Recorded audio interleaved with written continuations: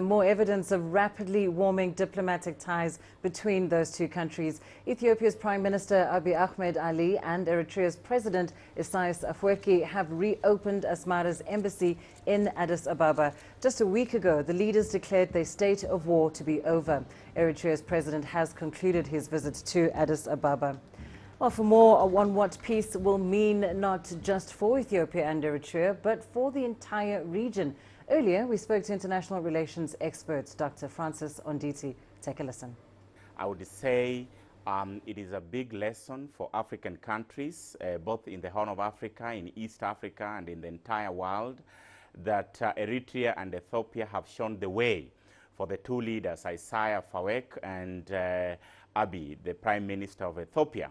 It is a good leadership that African leaders can look up to, and it's a typology of power, soft power into play, bringing a stop to a conflict that has claimed over 80,000 people on both sides of the boundary.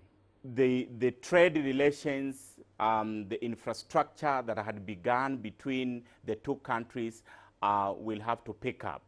You will remember that the two countries have, or rather Ethiopia is actually establishing a strong link, infrastructural link from Addis Ababa, to Asmara, to the border, to the sea.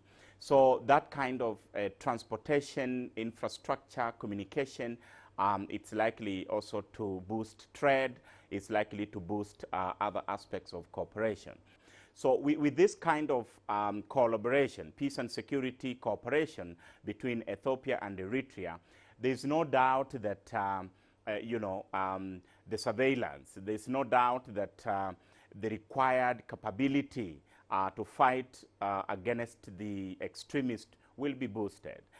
We might see an improved, even though we might have people still traveling, but it will be an improved kind of surveillance, an improved monitoring, and they can be able to bring measures and strategies that will prevent people moving to Europe or moving to destinations that are not necessarily safe for them.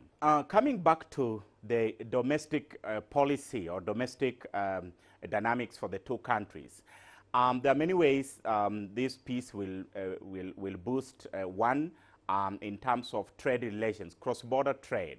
The area that was contested, the border between Ethiopia and Eritrea, it's obviously a good corridor, which brings the comparative advantage of the two countries, Eritrea and Ethiopia, in terms of trade. So with that kind of stability and peace, we might see an enhanced cross-border trade between the two countries.